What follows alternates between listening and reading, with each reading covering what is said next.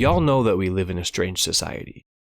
But this right here, man, we just got reasonable Marjorie Taylor Greene before GTA 6. So let's watch this clip and then we'll break it down. So to preface, the Israeli military just recently bombed a Catholic church in Gaza, killing many. Marjorie Taylor Greene, a congresswoman from Georgia, has been a staunch defender of Israel for quite some time, up until recently. And although I don't agree with her on much politically, this is interesting. Let's take a look. Israel bombed a Catholic church in Gaza, and that an entire population is being wiped out as they continue their aggressive war in Gaza.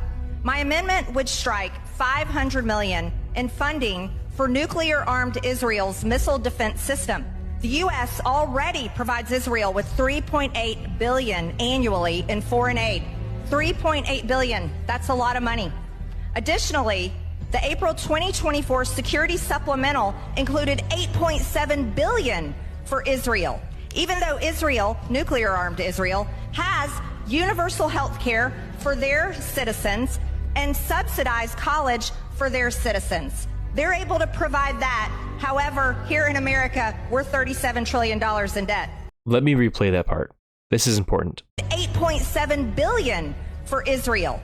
Even though Israel, nuclear-armed Israel, has universal health care for their citizens and subsidized college for their citizens. They're able to provide that. However, here in America, we're $37 trillion in debt. Now, I might be reading too much into this, but is Marjorie Greene here implying that those policies are positive? That those are commendable services that the Israeli government provides for its citizens? Universal healthcare, free college? Those are policies that I support.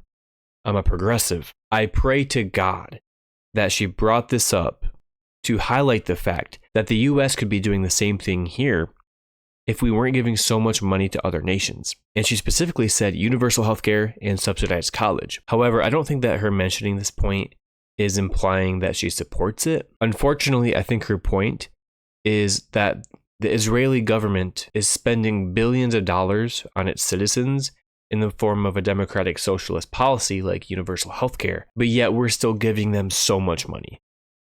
The US sends tens of billions of dollars per year in aid to Israel, yet Americans are still struggling. She mentioned the debt. Wonderful. But her point is, Israel has a vast social safety net, and we ain't got shit. Okay, I like what she said here, but there's a few things to remember. She does take money from AIPAC. Marjorie Taylor Greene has taken several $1,000s from AIPAC, although compared to her other Republican peers in Congress, it's just crumbs. In preparing for this video, I read that she's taken $2,200 from AIPAC, which doesn't sound like a lot at the congressional level, but that's $2,200 more than anybody should be taking from them. My point is, she's not as beholden to the Israel lobby as her Republican colleagues in Congress, because her campaign doesn't largely rely on Israel lobby funds like other Republicans do. So she is able to speak more freely and more open about the atrocities and the genocide that Israel is committing on the Palestinians in Gaza. And although she has a really poor voting record, don't get me wrong, she has a poor voting record on Israel and Palestinian issues in the past. Like I mentioned earlier, she's been coming around recently, and she's calling this conflict in Gaza what it is. The entire population is being wiped out. Translation, ethnically cleansed. Okay? Genocided. I will say, there are many Democrats in Congress who are calling Israel out for their war crimes and for their genocide, but there are nearly zero Republicans. There's just a handful. And to my surprise, Marjorie Taylor Greene is one of those right now. Now, she's not calling this a genocide, right? She's not saying that we need to arrest Netanyahu, so she's not perfectly based on this issue. However, compared to her Republican colleagues, she is so far ahead of them. The public perception on Israel is changing rapidly. I just saw on CNN, they had a headline that used the word genocide.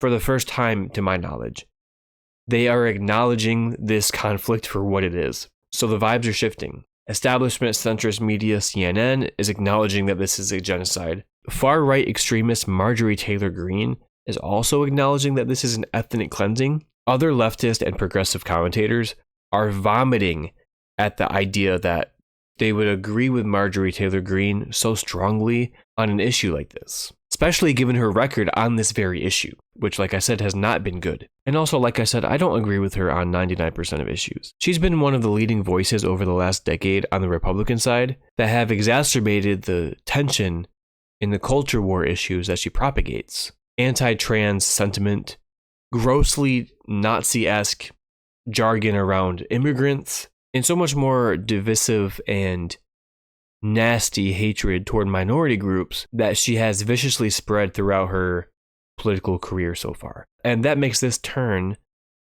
to criticize Israel ever more surprising to me. So yeah, that's the video. I just cannot believe that we got a reasonable Marjorie Taylor Greene on the Israel-Palestine issue. This is very important. The tides are turning, the vibes are shifting around this issue. The Israeli propaganda no longer has a stranglehold on mainstream media. It's still there. Of course it's still there. But when CNN and Marjorie Taylor Greene are calling this for what it is, a genocide and an ethnic cleansing respectively, I have hope. That's what I'll end with. I'm hopeful. All right, sue me.